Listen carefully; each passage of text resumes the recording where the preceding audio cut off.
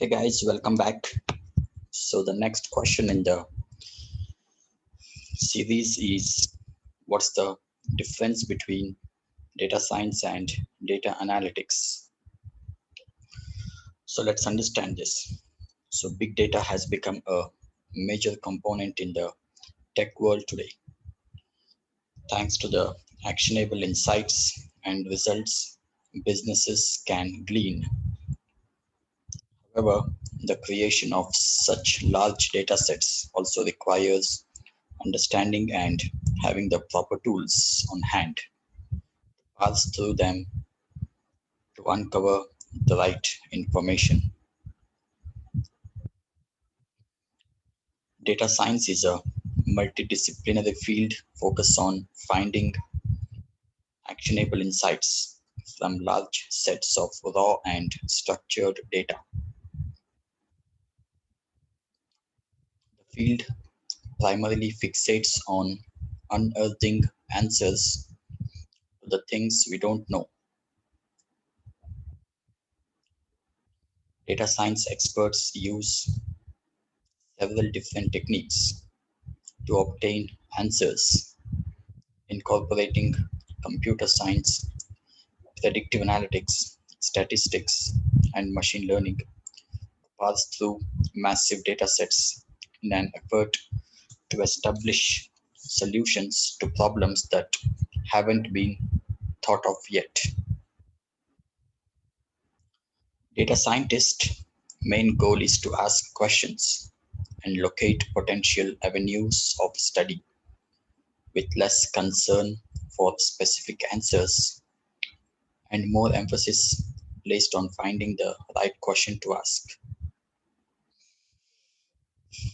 Experts accomplish this by predicting potential trends, exploring disparate and disconnected data sources, and finding better ways to analyze the information.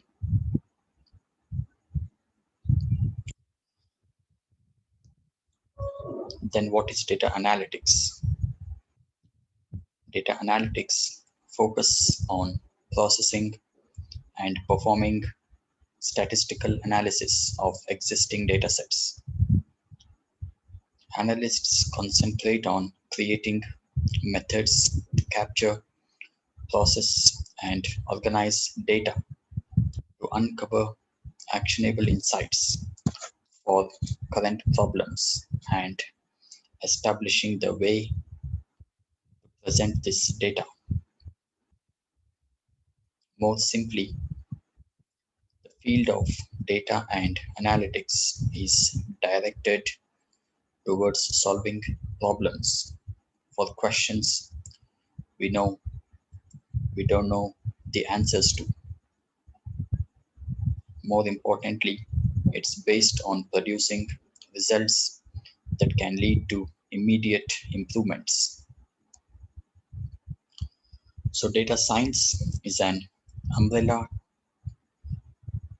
for a group of fields that are used to mine large data sets, whereas data analytics is more focused version of data science and can even be considered part of the larger process. Analytics is devoted to realizing actionable insights that can be applied immediately based on existing queries.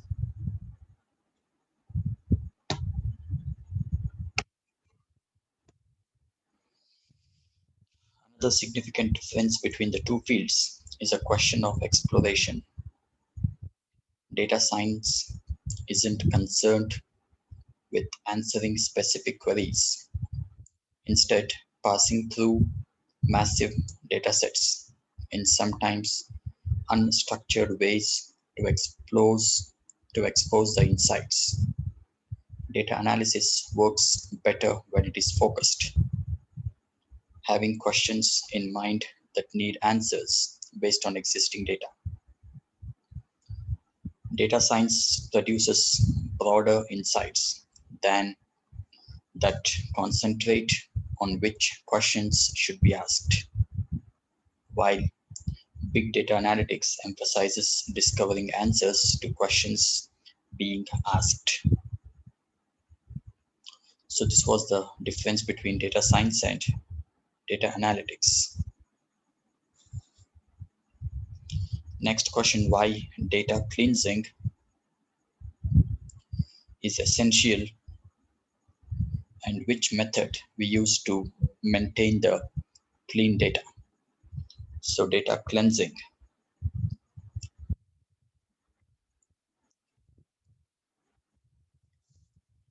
So, data cleansing is the process of fixing or removing incorrect, corrupted, incorrectly formatted, duplicate, or incomplete data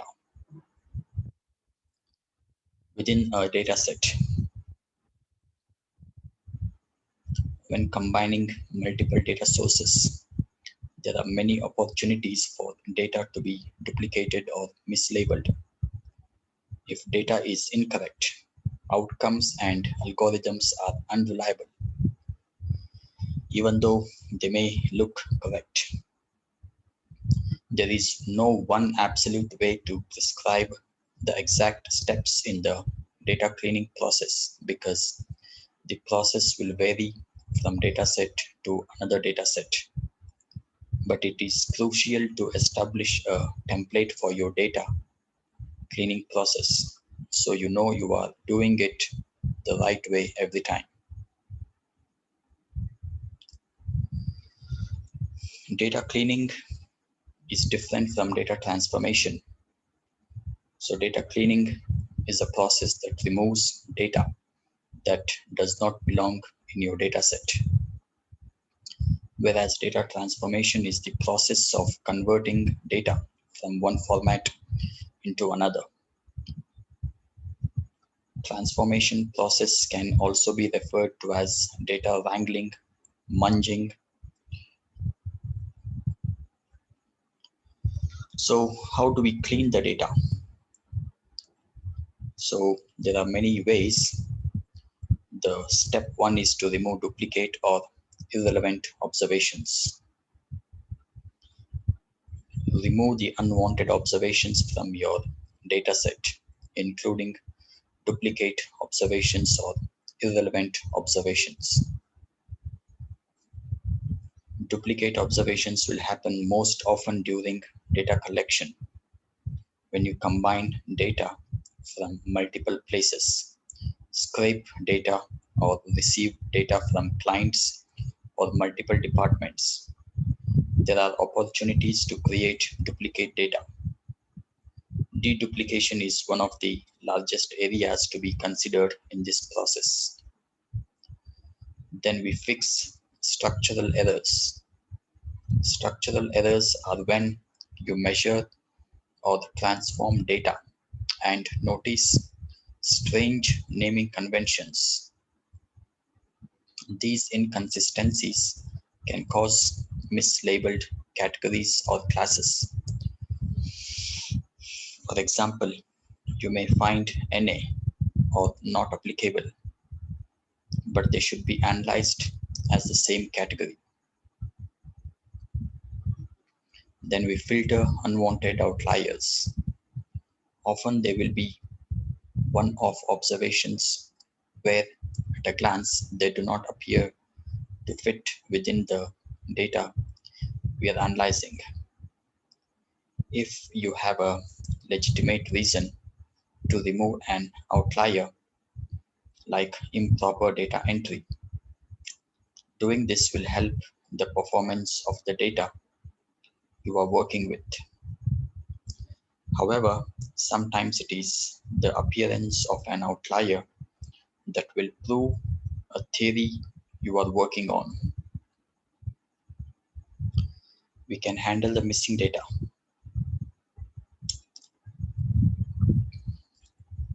We can validate and QA. So at the end of data cleansing process, we should be able to answer some questions like, does the data make sense? Does the data follow the appropriate rules for its field? Does it prove or disprove your working theory or bring any insight to light? Can you find trends in the data to help you form your next theory? If not, is that because of a data quality issue? So these questions need to be asked. Then there are 5 characteristics of quality data. One is validity, then accuracy, then completeness, then consistency, then finally uniformity. Okay, the degree to which your data conforms to defined business rules or constraints is known as validity. Accuracy ensures your data is close to the true values. Completeness is the degree to which all required data is known. Consistency ensures your data is consistent within the same dataset or across multiple datasets. So this is about data cleansing. Next question: when underfitting occurs in a static model. So underfitting and overfitting are very important in machine learning or data science. So we saw the explanation about overfitting. Now what is underfitting then?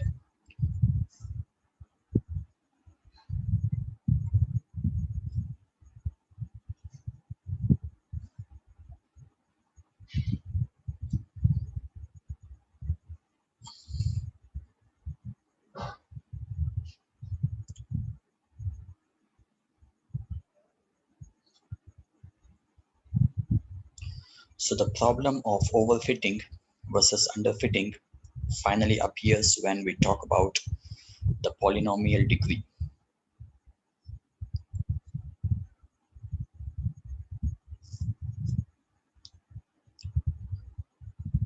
The degree represents how much flexibility is in the model, with a higher power allowing the model freedom to hit as many data points as possible.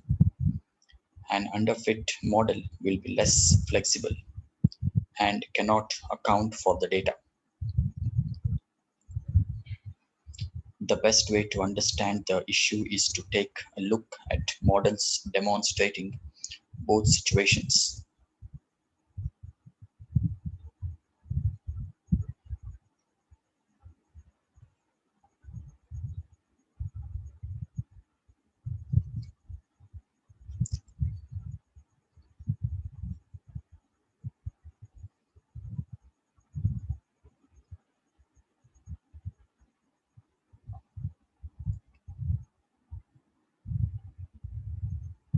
So let's understand what is underfitting then. So underfitting is a scenario in data science where a data model is unable to capture the relationship between the input and output accurately, generating a higher error rate on both training and testing data.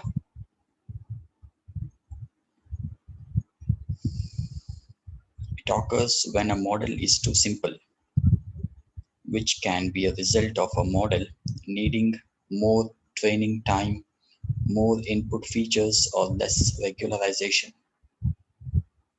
Like overfitting, when a model is underfitted, it cannot establish the dominant trend within the data, resulting in training errors and poor performance of the model.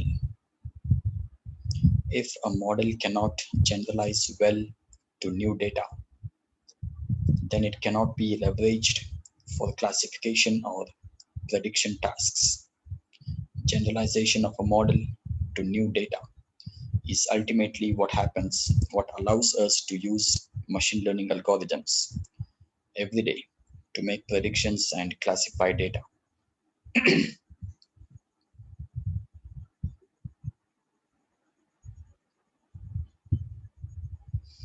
High bias and low variance are good indicators of underfitting, since this behavior can be seen while using the training dataset. Underfitted models are usually easier to identify than overfitted ones. So, to put simply, overfitting is the opposite of underfitting, occurring when the model has been overtrained or when it contains too much complexity, resulting in high error rates on test data.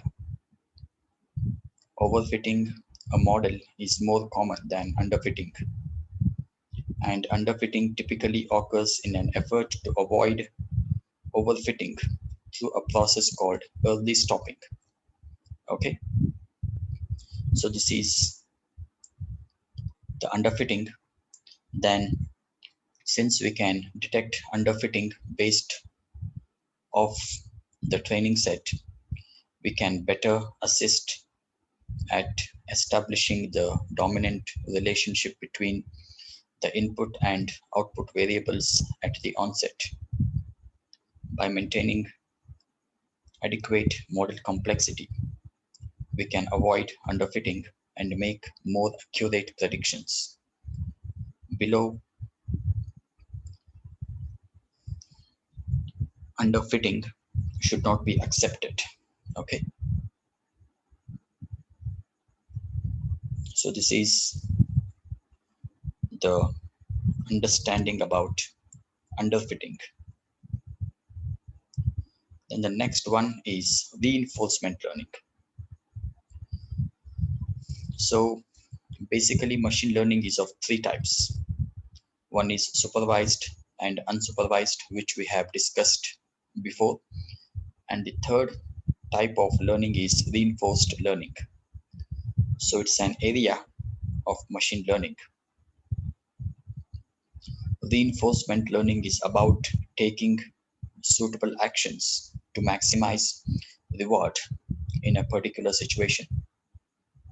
It is employed by various software and machines to find the best possible behavior or path it should take in a specific situation.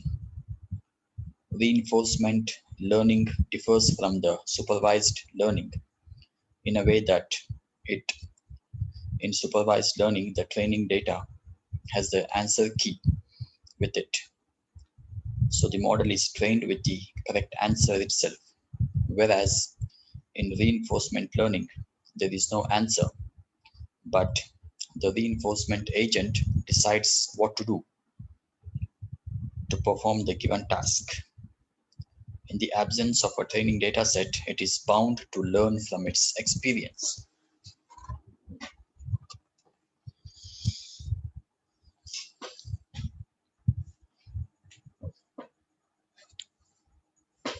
So this you can just relate it to a game you play in your computer or in your mobile. So if you're playing a game for the first time, you will not know what to do next. So you may not go to many levels. You may get out quite soon because the environment was new to you.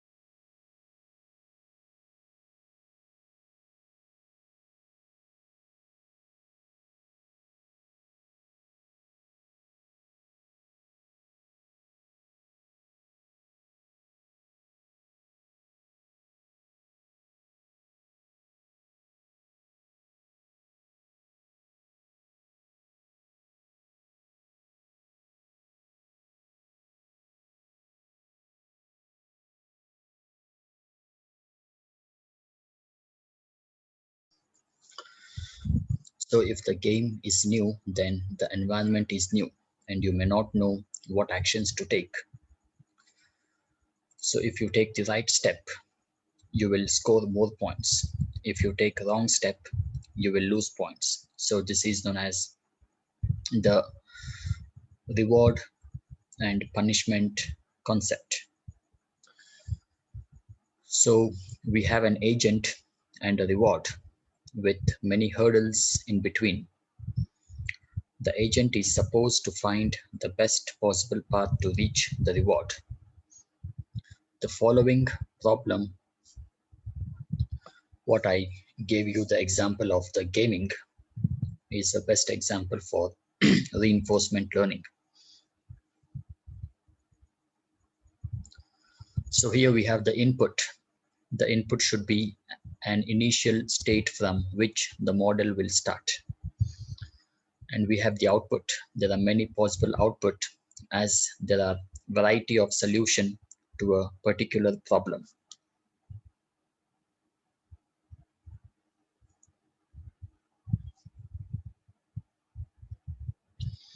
We have training. The training is based upon the input. The model will return a state and the user will decide to reward or publish the model based on its output. The model keeps continuing to learn. The best solution is decided based on the maximum reward. Okay, so this is the reinforcement learning, which is a type of supervised learning. So reinforcement learning can be used in robotics for industrial automation. It can be used in machine learning and data processing. It can be used to create training systems that provide custom instruction and materials according to the requirement of the students. So this was about reinforcement learning. Then we have what is precision. What is precision in confusion matrix? So the precision, accuracy, all these are the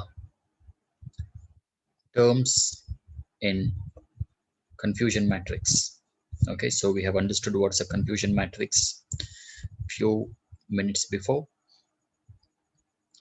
So confusion matrix is a performance indicator for classification. So precision is also called as positivity rate, or you can call it as positive prediction value.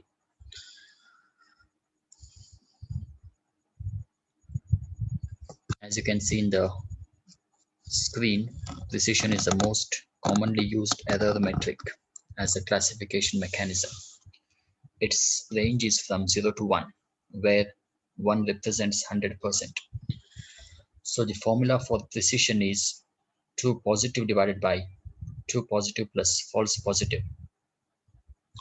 So that's why it's called positive predictive value. It's the ratio of correct positive predictions to the total predicted positives. So you may predict something as positive, but that can be a true positive or a false positive. So precision is how much you are precise. So out of the total predicted positives, be it true positive or false positive, what is the amount of total positive? Okay, so that's why it's given by the formula true positive divided by true positive plus false positive. Okay, so that is about precision.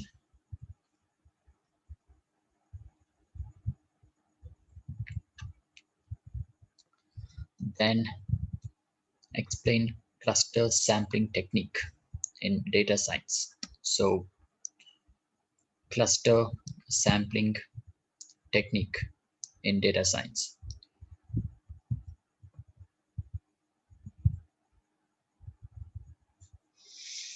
So cluster sampling is a probability sampling in which you divide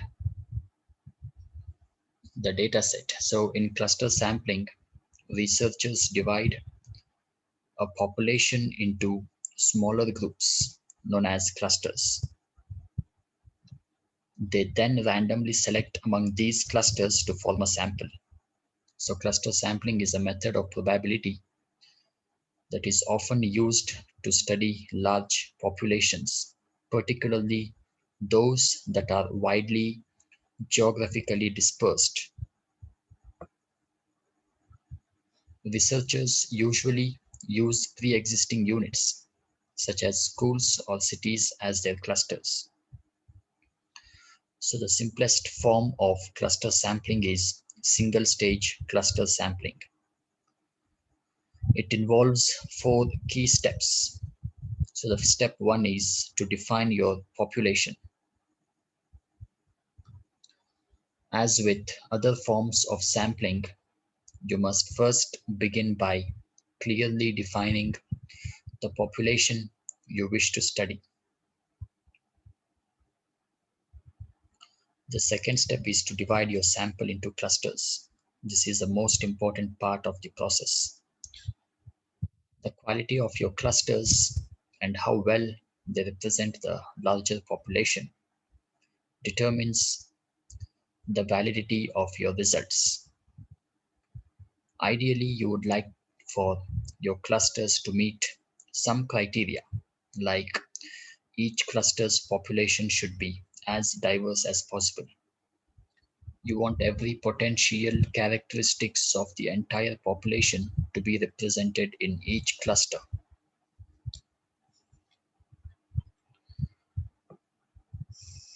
Then in the step 3, we randomly select clusters to use as your sample. If each cluster is itself a mini representation of the larger population, randomly selecting and sampling from the clusters allows to imitate simple random sampling, which in turn supports the validity of your results. Conversely, if the clusters are not representative, then random sampling will allow you to gather data on a diverse array of clusters, which should still provide you with an overview of the population as a whole. Then in the step 4, collect data from the sample. So we then conduct our study and collect data from every unit in the selected clusters. So this is about cluster sampling technique in data science. The next question, what is validation set and a test set? So validation set and a test set. So validation set is a set of examples used to tune the parameters of a classifier. For example, to choose the number of hidden units in a neural network, whereas test set is a set of examples used only to assess the performance of a fully specified classifier. These are the recommended definitions and usages of the terms.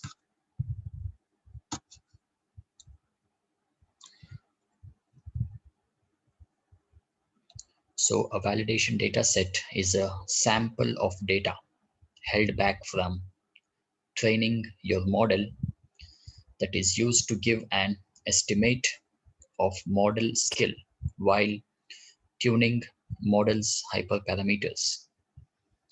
The validation dataset is different from the test dataset that is also held back from the training of the model, but is instead used to give an unbiased estimate of the skill of the final tuned model when comparing or selecting between final models.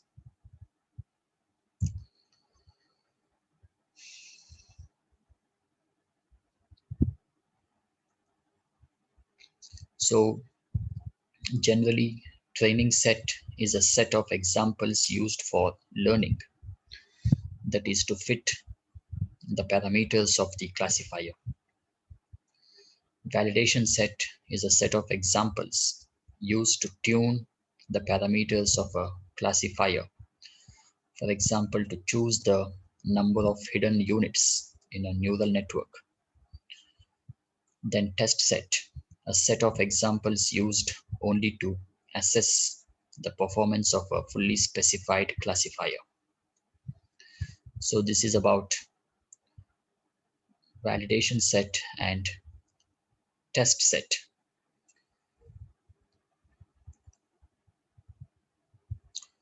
So there are other ways of calculating an unbiased estimate of the model skill on unseen data. One popular example is to use k-fold cross-validation to tune model hyperparameters instead of a separate validation dataset. So a test set is a single evaluation of the model and has limited ability to characterize the uncertainty in the results. Proportionally large test sets divide the data in a way that increases bias in the performance estimates.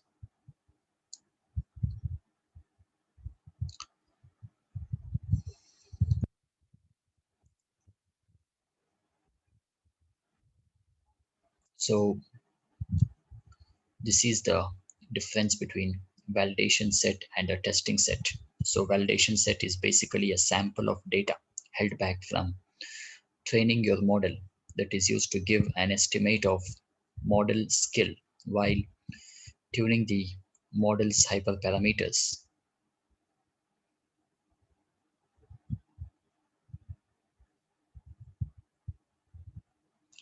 Whereas a test set is is a set of examples used only to assess the performance of a fully specified classifier. So just try out to find more information about the concepts what we did. Any queries you can write to us. All right. Thank you.